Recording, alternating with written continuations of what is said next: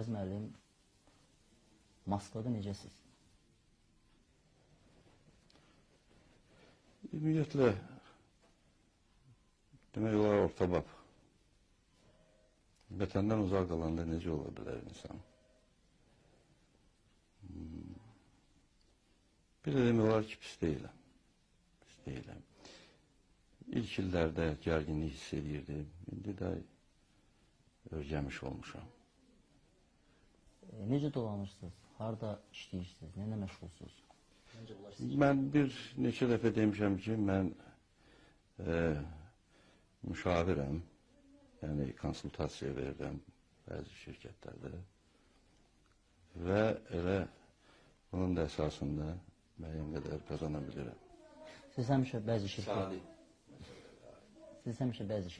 deyirsiniz. Bu şirkətlərin adını niyə çəkmirsiniz? Yox, demək istəmirəm çünki burada incə məsələlər var. Heç olmasa bu şirkətlərin... Onlar Rusiyanın şirkətləridirlər. Boş vaxtlarınızda nə məşğul olursunuz? Xatirələrimi tamamlayıram. İkinci kitabımın üzərində işləyirəm. Demək olar ki,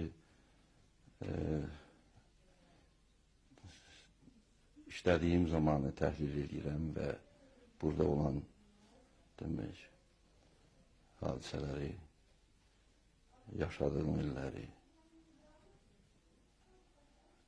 zənnimcə pis alınmayacaq. Tarix kitabı kimi. Bu tarix kitabında subyektivlik, obyektivlikdən çox olmayacaq ki? Xeyr, xeyr. Yalnız obyektivlik. Bəzi halda bəlkə də oxuculara subyektiv kimi də bəzi yazdıqlarım gələ bilər, ancaq ki, çalışıram obyektiv olan. Amma nəzərə almaq lazımdır ki, hər kəsin obyektivliyində çox böyük subyektivlik var. Bəli, şübhəsiz. Rusiyada Azərbaycan üçün darıxanda ən çox nə üçün, kim üçün və hansı ovqat üçün darıxırsınız?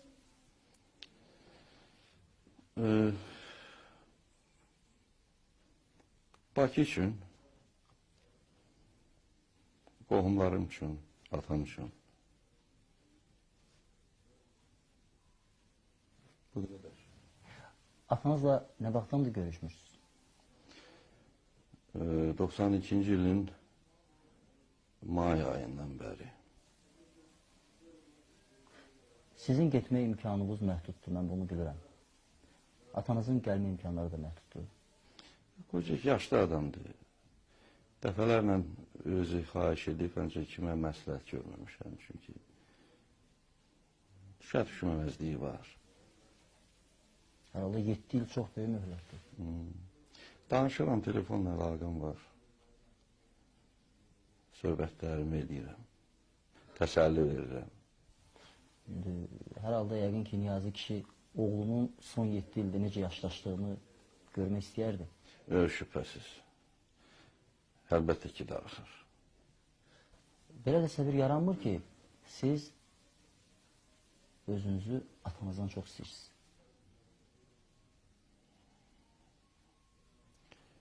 Yox, belə demək olmaz. Bizdən soruşuram. Yəni, Ayaz müəllim atasının xətrinə birdən Bakıya gəlir, bunu tuturlar, Allah göstərməsin.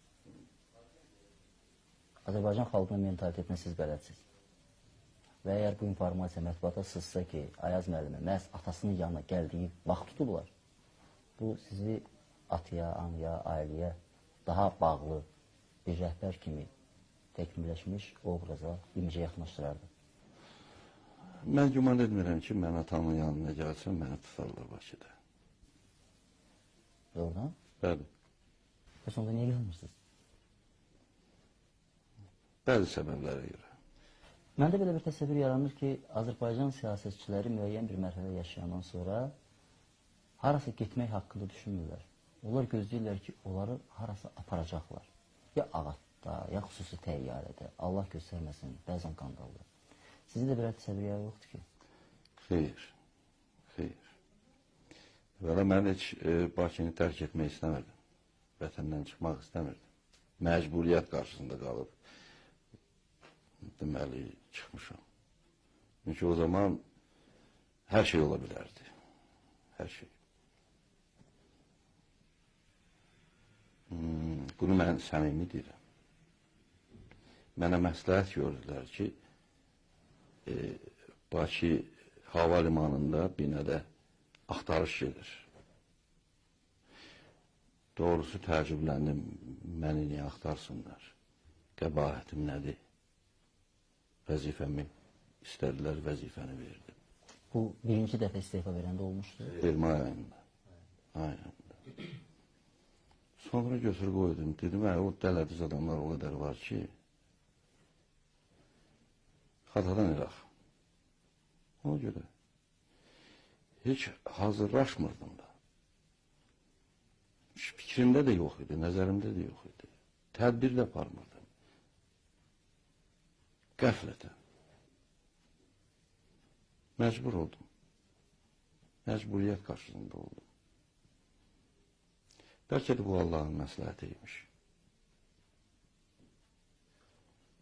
Mart ayının 6-sında siz istefa verdiniz. Amma mən həmişə belə deyirəm bunu. Ayaz Mütəvəbovdan istefanı aldılar. Siz necə qəbul edirsiniz? İstefa verdiniz, yoxsa istefanı aldılar siz? Xeyr, istefanı aldılar.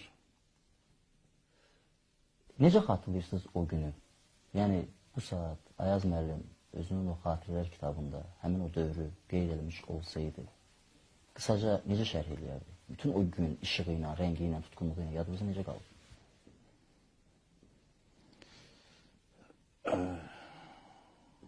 Bilirsiniz, incilik əlaməti var idi daxilimdə, incilik. İncimişdim mən. Ətrafa nifrət edirdim. Və heyflənirdim ki, mən saf niyyətlə insanlara münasibət bəsləyəndə, bunun əvəzində mən açıq-açığına özümə qarşı nahaqsız nifrət hiss etdim. Ona görə incidim.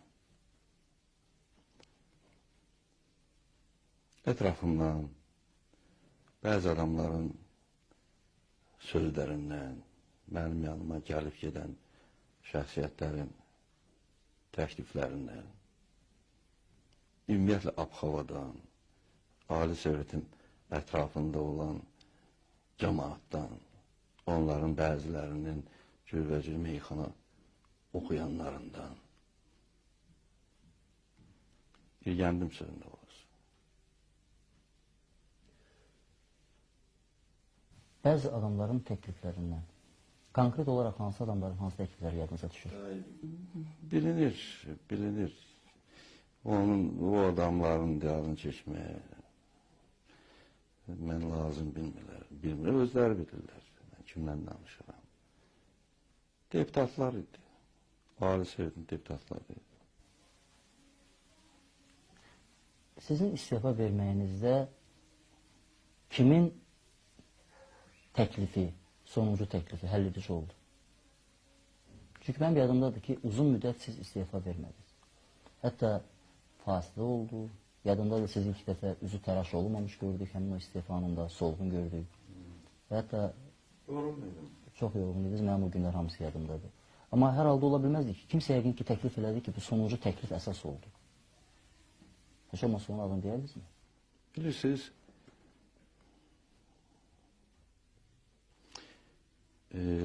sonuncu təklif Rəhim Qazinin təklifi oldu. Axırıncı gəlmişdi yanıma. Ki, Əziz müəllim, dahi vəziyyət belə yaranıb,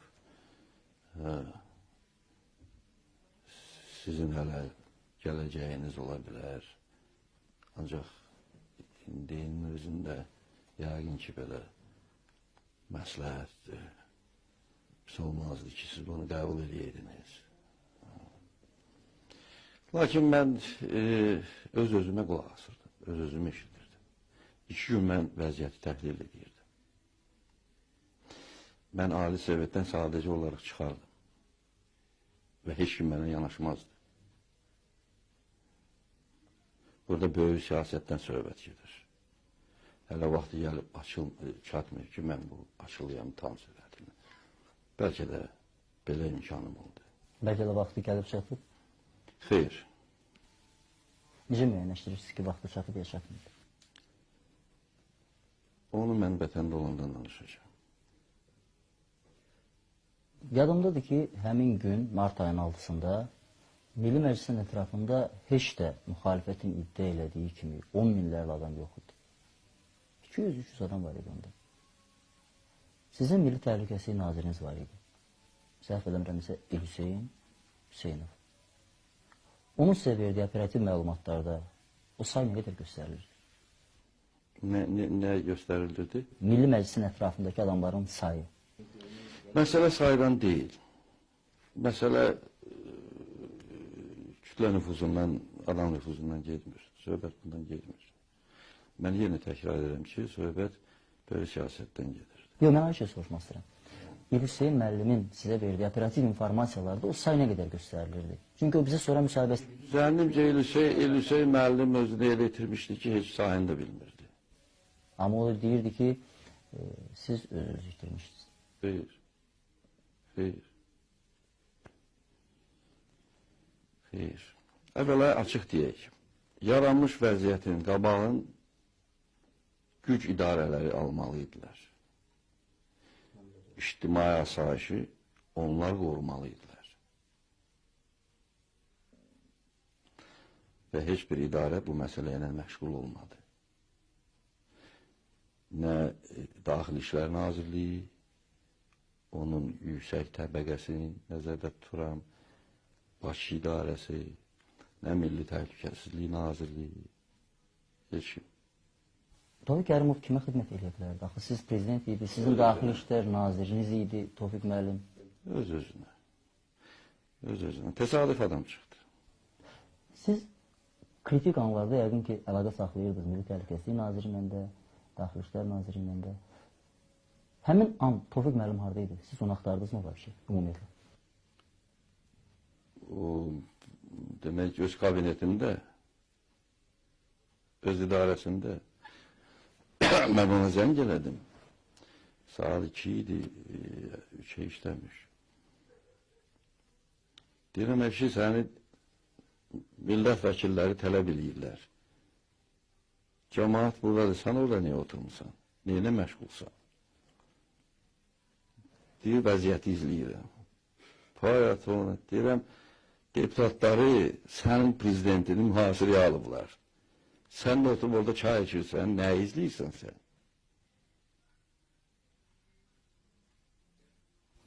Milli Təhlükəsizlik Naziri hansı izləmə proseslərinin içindeydi onda?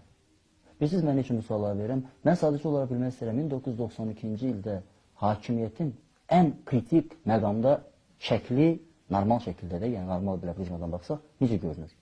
Mən özüm üçün. Çox pis, çox pis. Məni sarsıldan elə vaxt mənim ətrafımda olan mühüm vəzifəli adamların davranışı idi həmən o məqamda. Mən hiss edirdim ki, burada ya qabaqcadan sözləşmə var, ya daha məni necə deyirlər, püsat eləyiblər. Bilmirəm, nə cür mən səciyyələndirə bilərəm bunların davranışını, ancaq meyil, istək, təşəbbüs, cəsarət heç kimdən görmədim.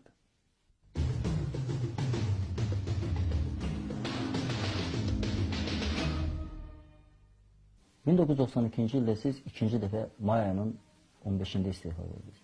Buna qədər ki, təbii, may ayının 14-də siz hakimiyyətə yenidən qayıtdınız. Və hakimiyyətə qayıtdığınız gün sizin mənə verdiniz müsahibədə və məndən sabah heç kəsə vermədiniz sonra müsahibəni. Bir sözün 3 dəfə təkrarı oldu. Həyəcan, həyəcan, həyəcan. Nədən həyəcanlanırdınız? Həyəcan, yəni həyəcandır da. Yaranmış vəziyyətin həyəcanını keçirdirdim. Ayın 15-ini demirsiniz. Ayın 15-ində də o qalmaqal qalxdı. müxalifətin o cür hərəkətləri, silaha əl atmaqları və bunun müqabilində mənim adekvat göstərişimin deməli zəruriyyəti, bunlar hamısı vətəndaş müharibəsinə gətirib çatacaq. Ərazimizdə, vətənimizdə onsuz da qan tökülürdü. Kürsü davası aparacaqdım. Ona görə heyecan keçirirdim ki, əfslər olsun ki, millətimizi təmsil edən elita təbəqəsi bir balaca uzağa baxmırdılar. Hamısı elə bax, Azərbaycanın daxilində qaynayırdılar. Bir balaca ətrafa baxmırdılar. Düşünmürdülər gələcəyi.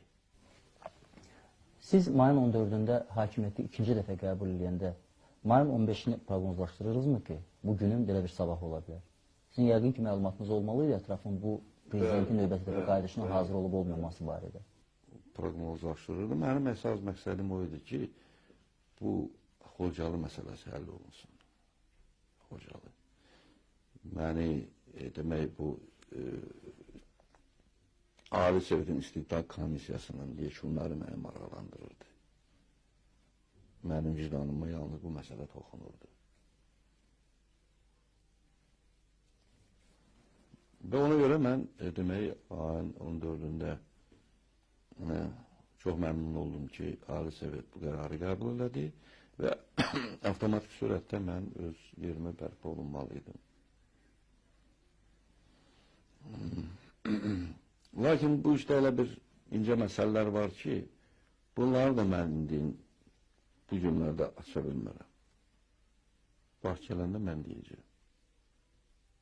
Hansı səbəbə görə mən məcbur oldum ayın 15-də demək, kabinetdən çıxım, binanı tərk edim. Bir faktı çatdıra bilərəm sizə. Ayın 15-i təxminən günüz 4-ün yarısında rəhmətli Rövşən Cavadov gəldi yanıma. O dedi ki, Əziz müəllim, bəs siz məqsədinizə nail ola bilməyəcəksiniz və mən sizin siyasi mövqeyinizi müdafiə edə bilməyəcəyim. Alınmayacaq sizdə. Dərhal gözümün qabağında bir dilemma yarandı. Həyətdə bir 100 nəfərə qədər mənim ilk o çalışdığım, təşkil etdiyim qvardiyanın bir dəstəsi, digər tərəfdən də OMON dəstəsi.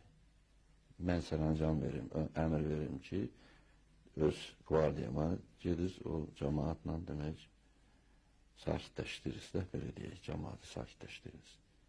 Bu tərəfdən də OMON, yəni bu da vətəndaş müharibəsi. Mütləq qan tökülməli olacaqdı. Mən də heç vaxt bunu qəbul edə bilməzdim.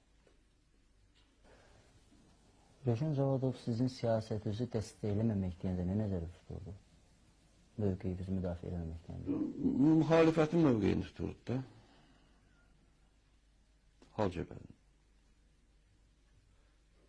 1992-ci ildə danışdığımız kimi Xocalı faciəsində siz hakimiyyətdən getdiniz və Xocalı faciəsində reabilitasiya olundunuz, geri qayıtdınız.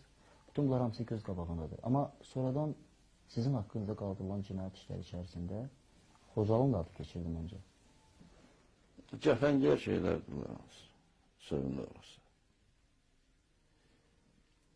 Bu baxımdan məndən sonra gələn rəhbərlərə ittiham tutmaq olar ki, neçə Xocalı gedib orada. Neçə. Respublikanın ərazisinin 1/4 hissəsini biz itirmişik. Fəqət mənim zamanımda sərhəd öz yerində idi. Qarabağda gərginlik var idi. Lakin o dərəcədə yox. Bəli, vəfat edən də var idi, ölən də var idi. Nadir halda yadımızdadır. Tabutları demək, prezident iqamətgahının yanından aparardılar. Demək, ateşə tutardılar. Yəni, ay prezident sənə bildirirdi ki, bir tabut gəldi, yenə də Qarabağda oğullarımız öldü. Məndən sonra minlərlə adam həlak oldu. Gəlin müqayisə edək. Xocalı'da niyə danışırıq? Heyflənirəm. Allah rəhmət eləsin ölənlərə. Ancaq müharibədə hər şey ola bilər. İtkində düşə bilər, vəfat düşənlər var, vəfat kəndlər də gedər, şəhərlər də gedər. Müharibənin öz qanunları var. Və heç kimə icazə verilmir ki, bir qəsəbədən ötəri və yaxud da bir neçə, 200, 300, 700, 1000 nəfərdən ötəri demək, ölkə rəhbərinə irad tutub, onun işdən istifasını demək, tələb eləmək belə müharibə zamanı heç kimə ixtiyar verilmir. Mənəvi cəhətdən mən deyirəm.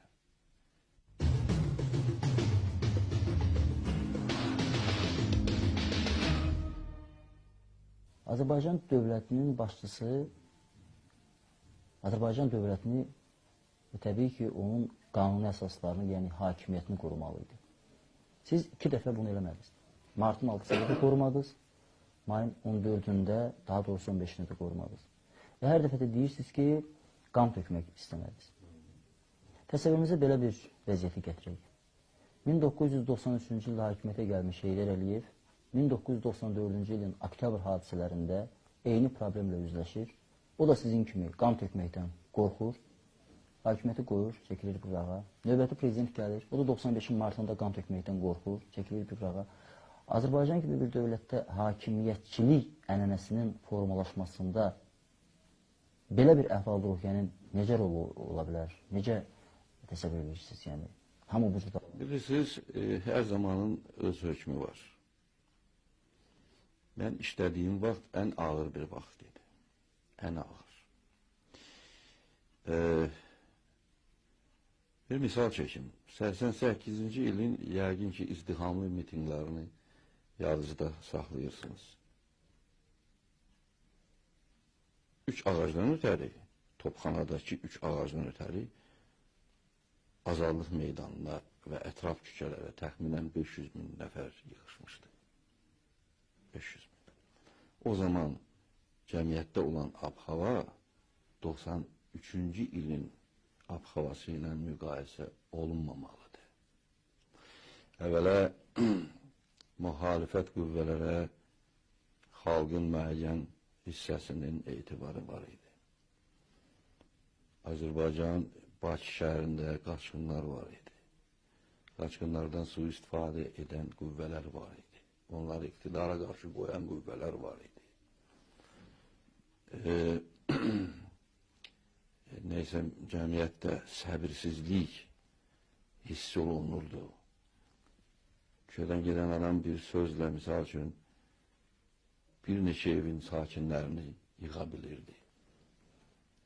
Müəyyən vədlər verən qüvvələr, yəni parlaqcasına Qarabağ məsələsini hərbi yolla həll edən qüvvələr öz vədlərini verirdilər və təbliğat aparırdılar və buna inanan çox idi.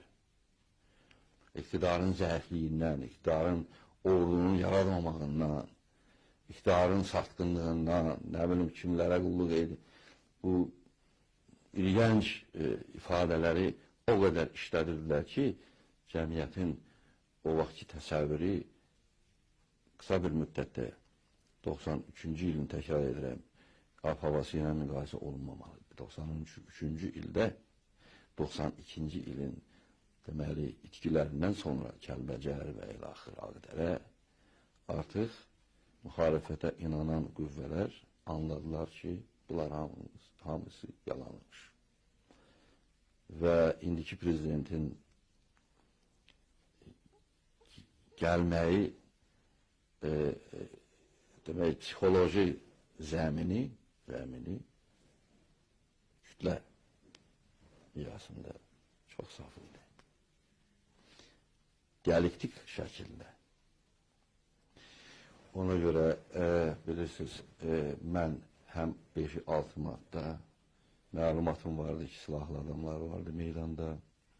15 mayda göz qabağında BTR-lə, tankla televiziyanı götürdülər, boş ali soveti götürdülər. Xoşbaxtlıqdan bir güllə atan da olmadı. Ancaq Moskva mehmanxanasının deməli, damından kimsə harası güllə atdı. Onu da hələ bir 2-3 ay danışdılar ki, kimsə orada güllə atmışdı. Güllər var idi. Yaxşı ki, kim deməli, həlak olmadı, ölən olmadı. Yoxsa polsa söhbətlər bu vaxta qədər gedəcəkdi ki, qanlı filan filan filan. Mən hər şeyi düz eləmişim. Heyslənmirəm. Bilməmişəm, Aziz müəllim. Niyə? Devlətçiliyə gələndə Azərbaycanda hələ devlətçilik yoxdur və uzun müddət hələ devlətçilik olmayacaq. Nə devlətçilikdən danışırsınız? Nə devlətçilikdən? Güc amilə, asayişi bərpa edib, qorumaq devlətçilik deməkdir. Xeyr. Sizə elə gəlmirmi ki, dövlətçilik ənənəsini məhz hakimiyyəti bir müddət zor gücünə qoruyub saxlamaqla yaratmaq lazımdır? Mənim fikrim bu fikirdə deyildi. Zorakılığa gələndə biz elə zor gücün əsarətinin altında yaşayırdıq keçmişdə. Azad cəmiyyətdə yaşamamışıq. Mən azad cəmiyyəti qurmaq istəyirdim. Bəlkə romantikam, bəlkə burada Don Kixotluq var. Ancaq mən sidq ürəkdən bunu eləmək istəyirdim. Mən xatırlayıram, 88-ci ilin izdihamlı mitingləri, mən o vaxtı Dövlət Plan Komitəsinin sədri vəzifəsində işləyirdim. Mənim kabinetimin deməli çıxışı balkonu meydana baxırdı. Bir gün mən çıxdım meydana, Moskvadan da qonaq gəlmişdilər. Bir-iki nəfər yaranmış vəziyyətlə əlaqədar iqtisadçılar idi, Qostbanın işçiləri. Çıxartdım onları balkona, dedim ki, bax, bu cəmaata bax. Millətdir. Mən fərəhlənirdim. Baxanda mən belə köhrənirdim. Həyəcan keçirirdim.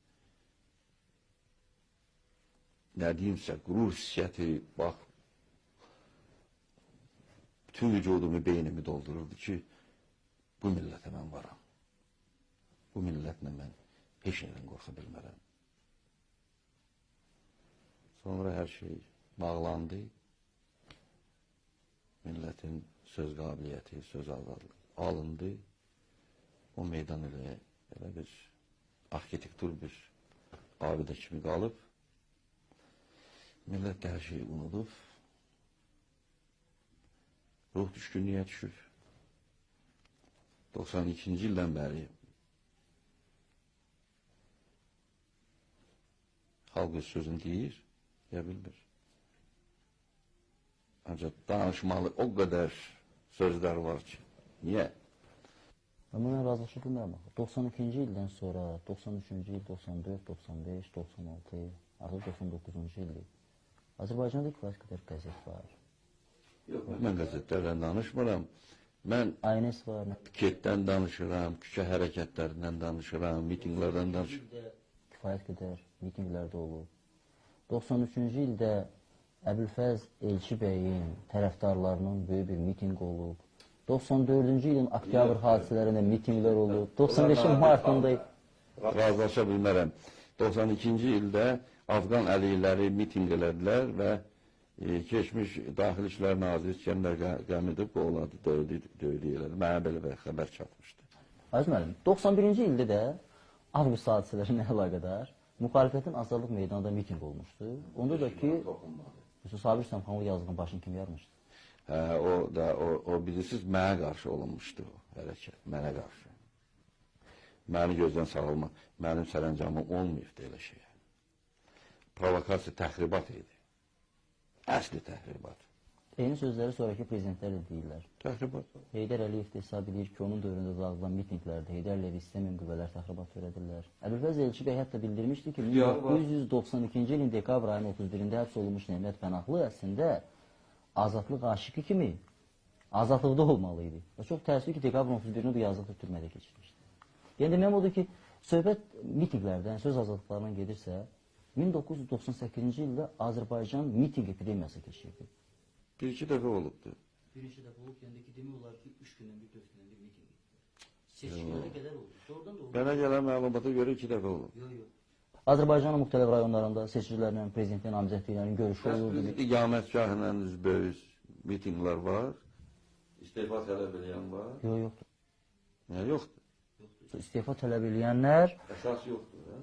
Yox, əziz mənim, istefa tələb edənlər var. Amma bu Bəli, istefa... narazı qalan yoxdur Azərbaycanda. Hamı razı deyil. Günlər Azərbaycanda narazıların sayını mən müqayisə etmək istəmirəm. Söhbət ondan gedir ki... Mənim zamanımda istefa qışqıran adamlara mən heç kimi göndərmirdim. Cəmaatın ixtiyarı var. Millət deyilsə, millətin qismidirsə, onların ixtiyarı var. Nə olar ki, yansınlar, öz sözlərini desinlər. Əziz mənim, bəlkə elə bu səhv idi ki, cəmaatın bütün günü meydanda azadlıq, istefa qışqırmaqla keçirdi və nəhayət o istefanı da sizdən zorla aldılar. Səhv onları ora demək göndərənlərin, onların səhvi idi. Bu mitinglərin arxasında müəyyən qüvvələr dayanırdı. Siz onu bilirsiniz. Bilmirsinizsə mən sizə deyim. Və təkcə müxalifət yox. Əgər mən bilmirəmsə siz deyəməm. Vaxt gələndə deyəcəyim.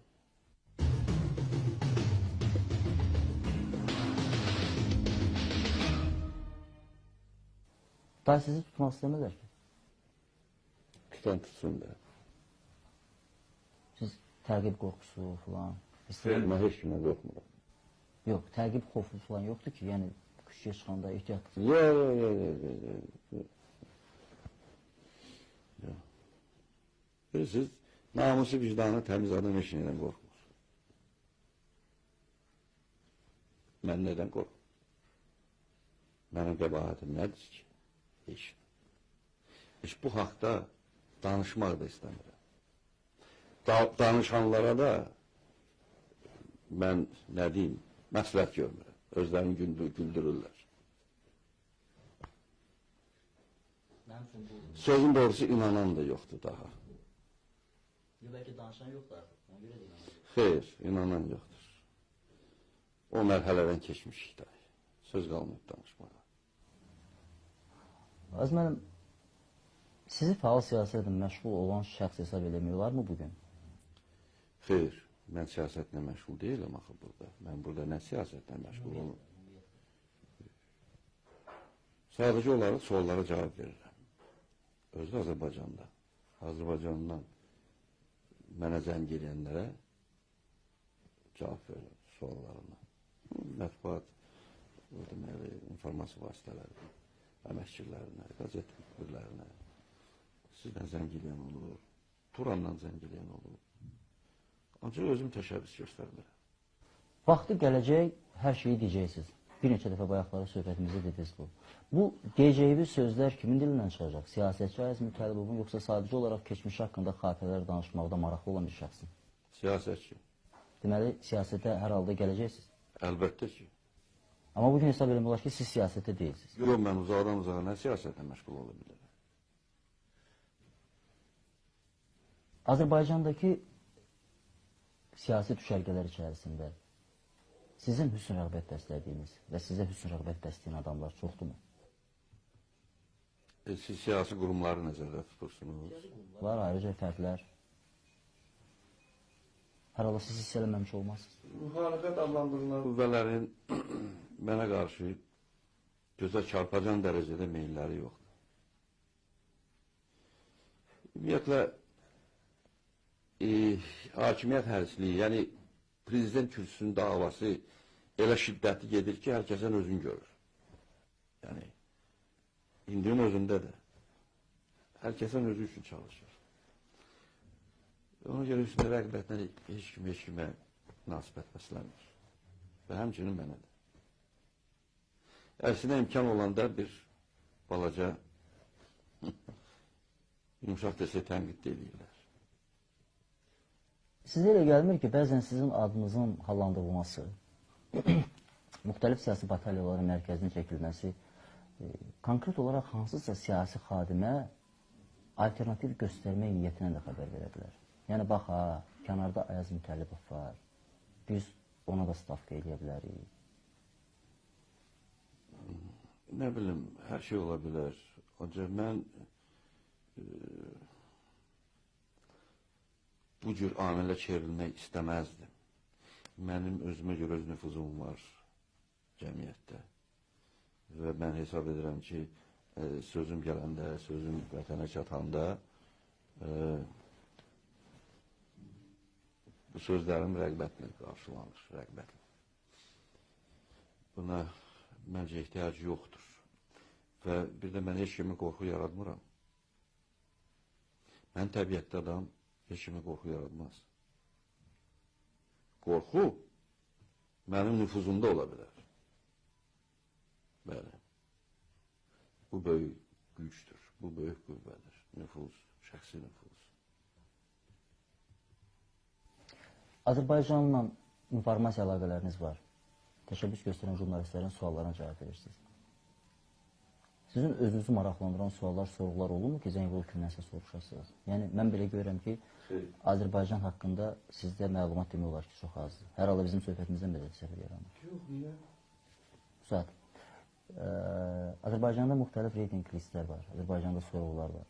Və bu sorğuların nəticələrinə etibar eləsək, bir balaca inansa, Ayaz Mütəllibov adətən liderlər cərgəsində deyil. Və nüfuz əgər çox güclüdürsə, birinci növbədə yəqin ki, reyting cədvəllərində olmalıdır nüfuz. Mən o reyting cədvəllərinə inanmıram. Bir Ayaz Mütəllibov sakit, başını aşağı salıb, bu ünvanda öz sakit həyatını keçirir. Özü demişkən siyasətə məşğul olmur, son dərəcə sakit görkəmlə, aram-aram danışır. Digər Ayaz Mütəllibov güya Dağıstanda olur, güya Rusiyanın Azərbaycandakı maraqlarını müdafiə edir, Rusafil siyasətçi olaraq qalır. Bunlar hamısı böhtanlardır, təxribatdır. Özləyir gənc. Mayın 14-dəki çıxışınız rəsmi kanalların efirə tez-tez özü də qara haşiyədə verdiyi, dairədə verdiyi populyar təsvirdir. Orada yadımdadır ki, sizin çıxışınızda belə bir yeri var idi. May ayının 14-də siz qayıdandan sonra bir sıra səhvlərinizi etiraf elədiniz və sonra əlbəttə də belə silkələ, nəsə bir-iki cümlə dediniz. Mənim yadıma düşsəydi bıçaq deyərdim. Sizin yadına düşmür? Mənim yadıma düşür. Dedim ki, sizə demokratiya yaraşmır, sizə diktatura yaraşır. İndi görə, indi diktatura olacaq. Hətta mən onda da inanmadım ki, siz diktator olacaqsınız. Mən bunu qəzəblənə emosional şəkildə dedim.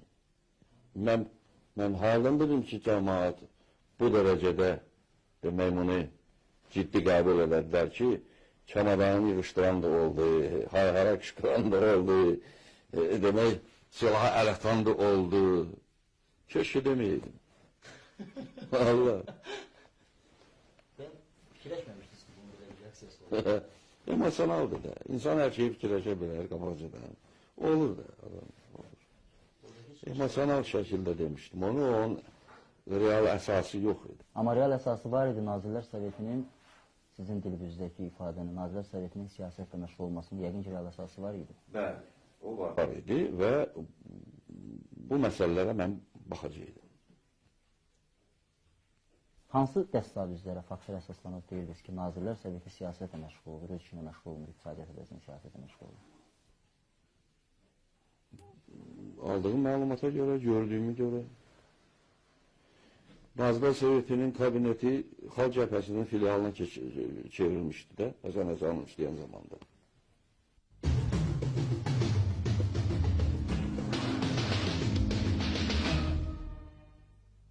Rəhim Hüseynov, sizin kadrlarınızdan 1992-ci ilin mayının 14-də sizin kadrlarınızdan birincisi oldu.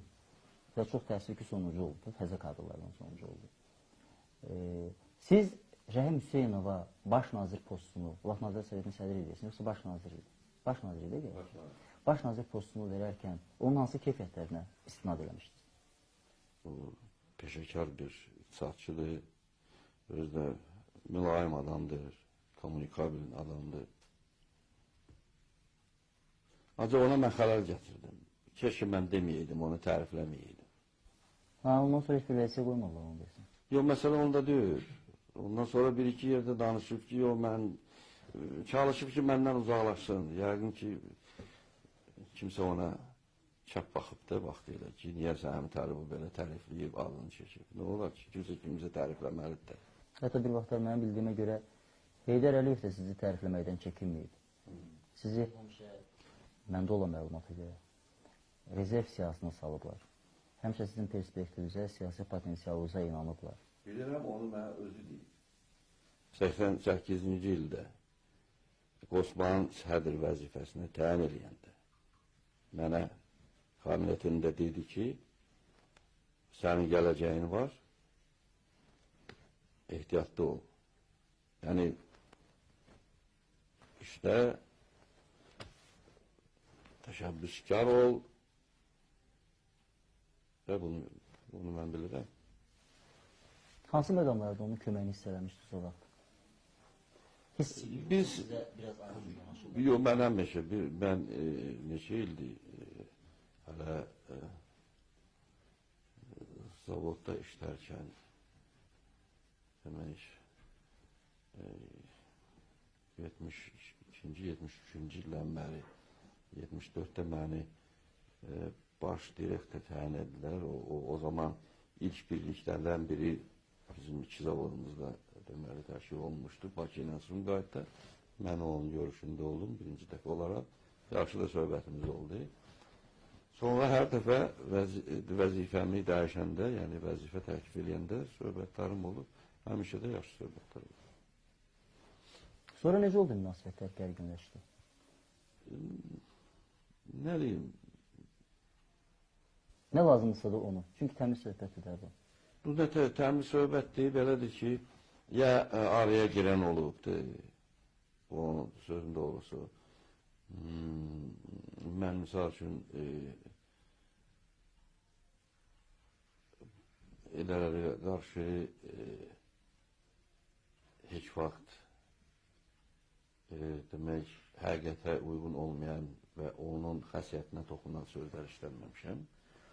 Hətta elərin Azərbaycana qayıtdığından sonra Naxçıvanda olarkən spiker vəzifəsində işlədiyi zamanda məni açıq-aşkar tənqid edəndə, mətbuatda, mitinglarda mən prezident vəzifəsində olaraq o zaman mən bir dəfə də onun adını çəkməmişəm. 98-ci ildən Azərbaycanda Heydər Əliyev həm köhnə, həm də yeni prezidentdir. Və indiyəcən Azərbaycanın müxalifəti onu legitim prezident kimi söhbət ultra sağlardan gedir. Qəbul eləmir. Siz Azərbaycan vətəndaşısınız da bugün də, yox? Siz Azərbaycan vətəndaşı kimi Əliyevin prezidentini qəbul edirsiniz. O legitim prezident. Bəli. Və mən Legitim kəlməsi, legitim ifadəsi, yəni demokratik yolla ümumxalq seçkilərində seçilən prezidentdir. Burada nə şübhə də olur? Əliyevdən hər hansı bir təklif gələrsə, profesional mütəxəssis kimi, səriştəli bir iqtisadiyyat adamı kimi, siyasət adamı kimi, bu təklifə münasibəti necə olur? Bilirsiniz, təklif məsələsi deyil. Mən vəzifəyə gözümü tikməmişəm. Mənim bir şərtim var. Mən bunu dəfələrlə demişəm. Mənə qarşı deyilən, nahaqdan deyilən böhtanlar götürülməlidir rəsmi qaydada. Mənim qayıtmağıma yüksək təbəqələr zəmin verməlidir və mən vətənimə qayıdıb öz işimlə məşğul olmalı. Təqaüdçü olacağım, evimdə oturacağım və yaxud da indi iş xahiş edəcəm, o mənim işimdir. məni vəzifə təklifi ilə dəvət eləmək lazım deyil. Vəzifə təklifi yəqin ki, o şərait yarandan sonra ola bilər. Mən belə başa O şərait yaranmalıdır, şərtsiz. Azərbaycanın ilk pis, yaxşı, ilk prezidenti mühacirətdə olmamalıydı. Bu şərəf gətirmir Azərbaycana. Bu vəziyyətin özü.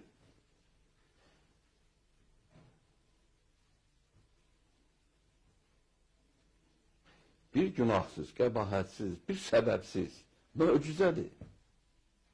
Bunu eşidən gülür.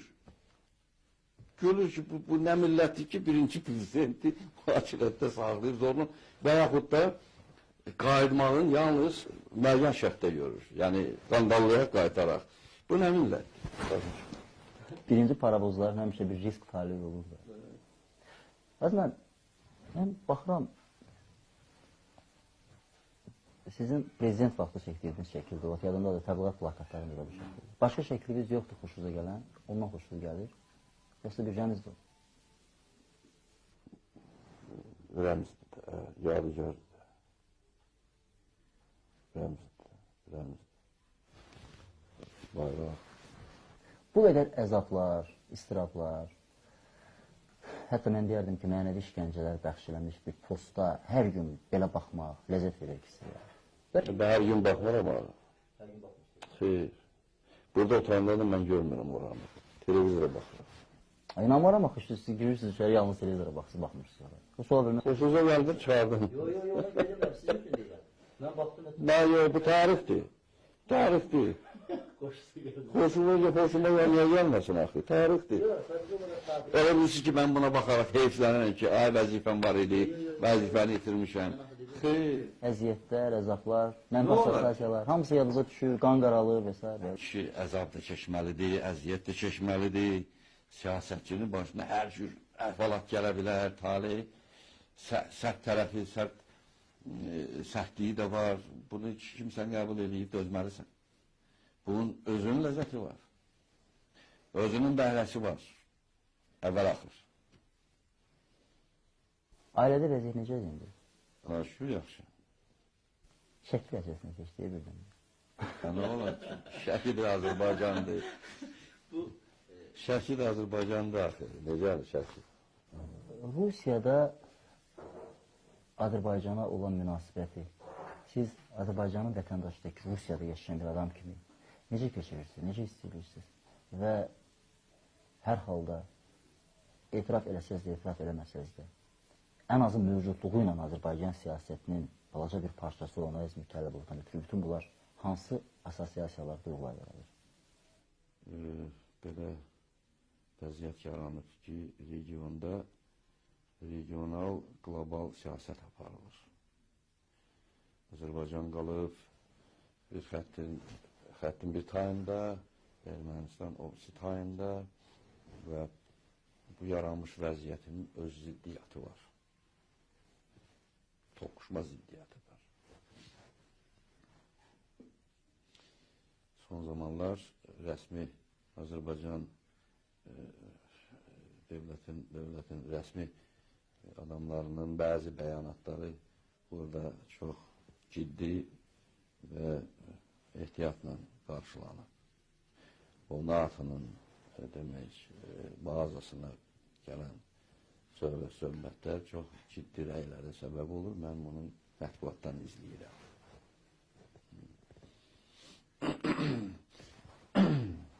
Yaranmış vəziyyətin özü də Azərbaycan üçün o qədər də əlverişli deyil. Çünki pis yaxşı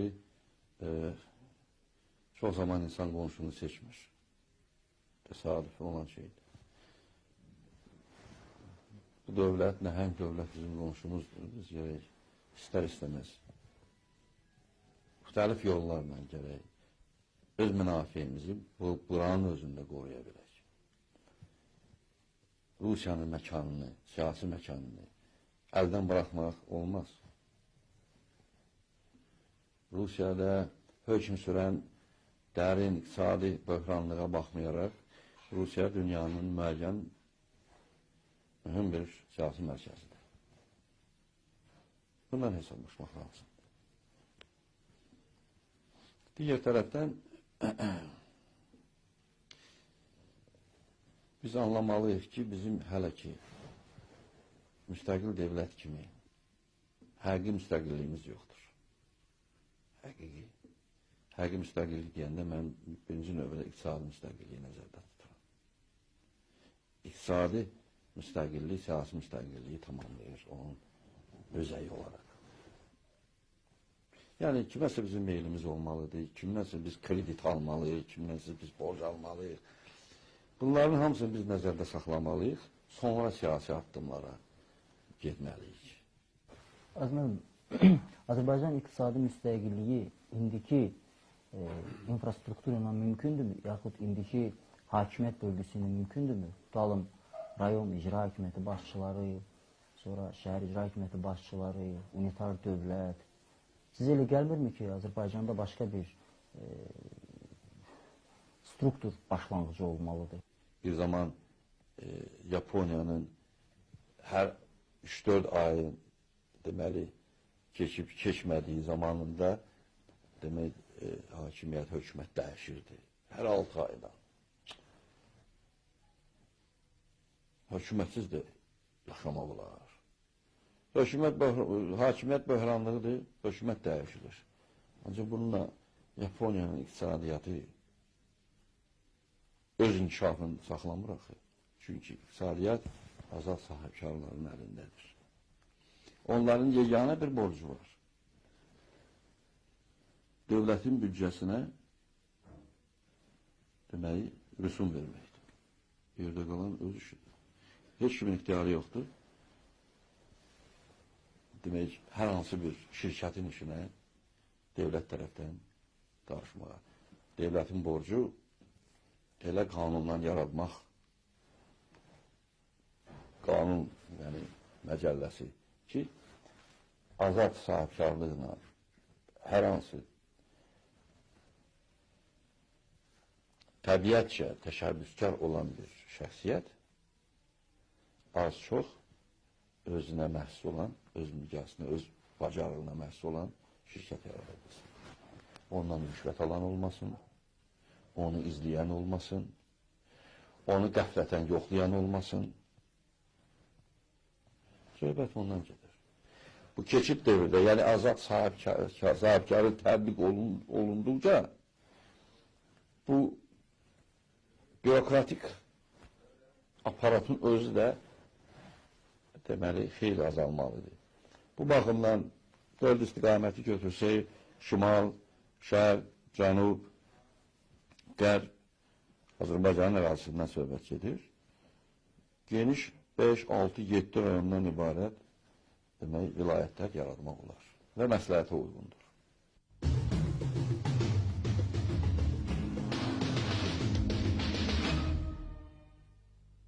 Azməlim, bu son vaxtlar Bakıda sollar fəallaşırlar. Sollar kimlərdir? Bağışla məni. Sosial demokratlar, Komünist Partiyasının 2-3 qanadından səhv eləmirəmsə biri və bunlara təmayüc yaxın olan digər qüvvələr.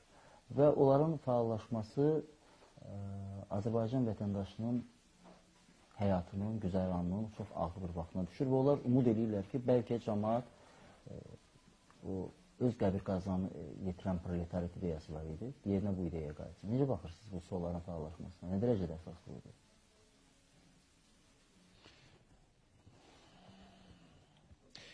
Bilirsiniz, nisbi şəkildə, yəni müqayisə olunan şərtlər. Kimsə xalqın indiki güzəranını müqayisə edir yaxın keçmişi ilə, ona görə fərqini çıxardır. Ancaq əslində biz gərək gələcəyə baxaq, qabağa baxaq. Yəni geriyə qayıtmağı lazım deyil. Və mümkün də deyil. Təəssüflər olsun ki, 92-cidən bəri müttəfiq respublikalar qeyri-adi olaraq ağıldan xeyli kənarda olaraq bütün iqtisadi əlaqələri kəsib, bir-birləri ilə. Yəni 70 ildə fəaliyyət göstərən yaşayan orqanizmini parçalayıblar. Kəlləsi qalıb Rusiyada, bir ayağı Belarusiyada, o ayağı Ukraynada, böyrəyi orada və və hər kəsən də deyir ki, biz gərək yeni üslubda elə bir təkmilləşdirək bu orqanizmanı, yəni bir ayağı, bir başı, bir o ki, demək, yüksək zirvələrə nail olub, iqtisadi zirvələrdən danışıram. Bu mümkün olan şey deyil.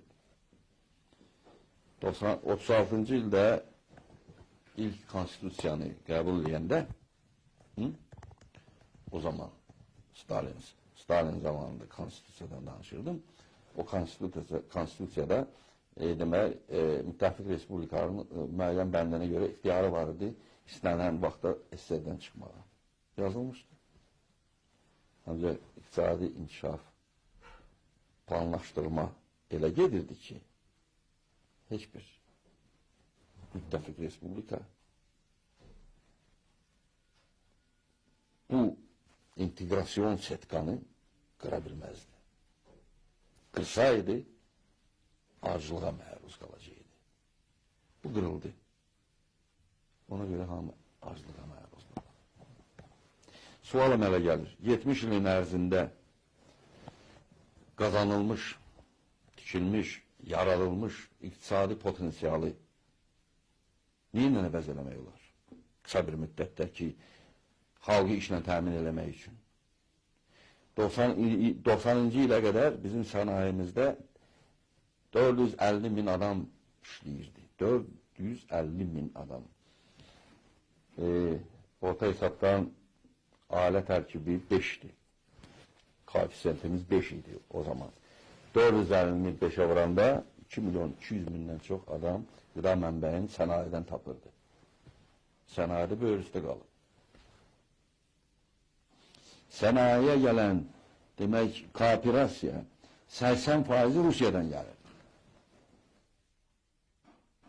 Yaxşı, Rusiyada demokratik yola qədəm qoyubdur, Azərbaycan da müstəqil olubdur, Rusiyada müstəqil. Bu iqtisadi əlaqələri niyə qırırıq? Cəmaatı acılığa salmaqdan ötəri. İndi ümidimiz nəyədir? Növdə. Bədbaxtçılıqdan növdə gəldi, başımıza belə oldu. Dünya bazarında növdün qiyməti düşüb aşağı. Və qısa bir müddətdə düzələsi şey deyil. Yəqin ki, boş vaxtınız kifayət qədər olur ki, kitablar oxuyursunuz. Hərdən bir. Hərdən bir. Kitab yazıram. Bilirəm, onu dedim. Kimləri oxursunuz? Mən Rusiya klassikadan xoşum gəlir. Burada Azərbaycan kitabxanası yoxdur. Kitabxanam da qalıb Bakıda. Tolstoy, Dostoyevski. Nəzər çəkirəm bunlara. Dostoyevskini oxuyursunuz da. Hansı qəhrəmanı oxşadırsınız özünüzü belə? Mən? Olur da, məsələn, adamda birdən belə hansı qəhrəmanası oxşarlıq tapır. Məsələn, mənə bir vaxtda Peçorun oxşadırlar.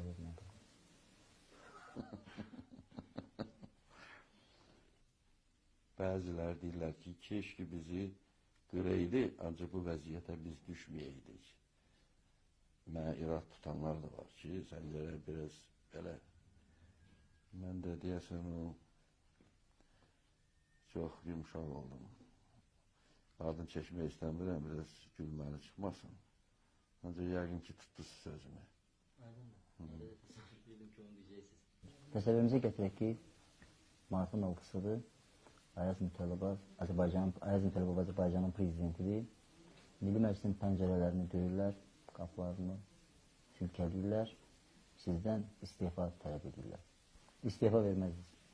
Mən indiki zamanədə xeyr, nə badə. Xalqın indiki təsəvvürü olsaydı, mən heç zaman istifa verməzdim, heç zaman.